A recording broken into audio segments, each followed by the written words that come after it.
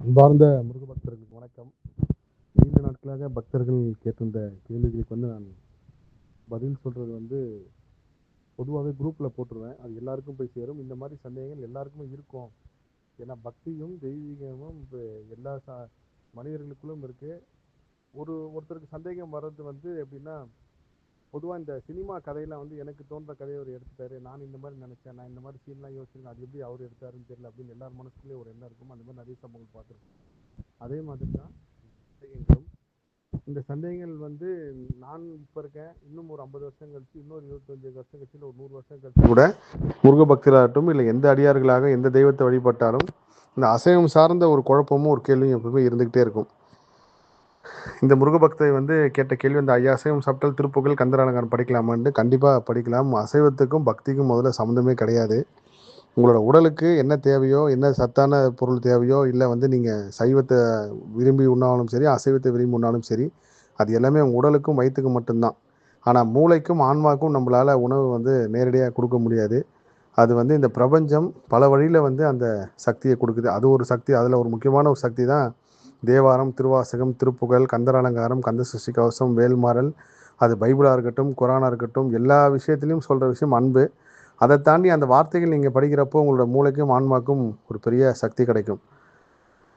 நீங்கள் எதை வேணாலும் சாப்பிடுங்க, எப்படி வேணாலும் வாழுங்க. அதே மாதிரி பக்தியில் இருந்தால் ஒழுக்கம் இருக்கணும். நான் ஒரு அம்மா எனக்கு ரொம்ப கவலைப்பட்டு ரொம்ப அழுதுகிட்டே பேசினாங்க. என்னங்கம்மா அப்படின்னு கேட்குறப்போ, நான் ஒரு அபார்ஷன் பண்ணிட்டேன் தெரியாமல், அது ஒரு பெரிய குற்றமாக கருதுறேன் அப்படின்னு சொல்லி ரொம்ப அழுதாங்க. நான் அவங்ககிட்ட சொன்னதான் இந்த குரல் பதிவிலையும் சொல்கிறேன்.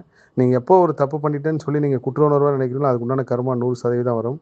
அப்போது அவங்ககிட்ட நான் சொன்னேன், ஒருவேளை அந்த குழந்தையோட அமைப்பு கருளையே கலையணும் அப்படின்ட்டு விதி இருந்தால் கூட இது மாதிரி நடந்துருக்கலாம். ஆனால் நீங்கள் இயற்கைக்கிட்டையும் இறைவன்கிட்ட உண்டான மன்னிப்பு கேட்டு அதுக்கப்புறம் இதை நினச்சி அழாதீங்கன்னு. ஸோ இப்படி பல குழப்பமான விஷயங்கள் இருந்தாலும் இந்த அசைவம் சார்ந்த ஒரு குழப்பம் எல்லாரும் தெளிவாக நான் பதிவு செய்கிறேன்.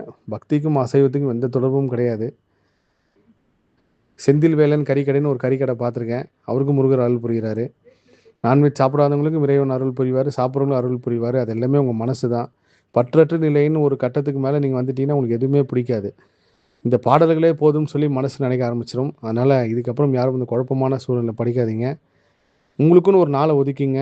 48 நாள் விரதன்றது ஒரு பெரிய பவர் பாயிண்ட் மாதிரி. அது வருஷத்தில் 365 நாள் உங்களுக்கு விருப்பம் போல் இருங்க. ஆனால் நான் அதை ஒரு 48 நாள் ஒதுக்கி அசைவமோ இல்லை உங்களுக்கு பிடிச்சத ஒரு விஷயத்தை விட்டுட்டு இருந்தீங்கன்னா கண்டிப்பாக அது ஒரு ஊழ்வினை கருமனை மாற்றக்கூடிய ஒரு வகையில் அந்த நாட்கள் இருக்கும்ன்றது என்னோட கர்மாராய்ச்சியில் உண்மை. மீண்டும் ஒரு முறை சொல்கிறேன், நீங்கள் என்ன வேணாலும் பண்ணுங்கள், ஆனால் முருகன்கிட்ட மட்டும் உண்மையாக இருங்க. முருகப்பெருமான் கிட்ட மட்டும் உண்மையாக இருங்க. முருகர்கிட்ட ஒரு விஷயம் கேட்குறீங்க, ஒரு விஷயம் சொல்கிறீங்கன்னா அது கண்டிப்பாக செஞ்சுருங்க. இன்றைக்கி நான் செவ்வாய்க்கிழமை என் வாழ்நாள் முழுதும் முருகனுக்காக விரதம் இருக்கேன் ஒரு வேளை அப்படின்னு சொல்லி நான் ஒரு விஷயத்தை பதிவு பண்ணியிருந்தேன்.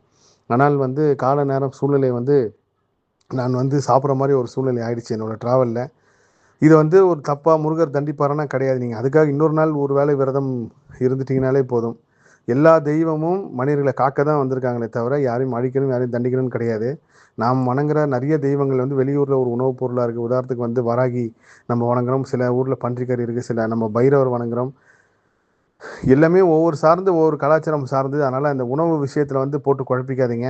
உங்கள் விருப்பப்பட்டதை சாப்பிடுங்க, உங்கள் விருப்பம் போல இருங்க. ஆனால் முருக பக்தியில் முருகனுக்கு உண்மையாக இருங்க. எல்லா புகழும் முருகனுக்கே. நன்றி.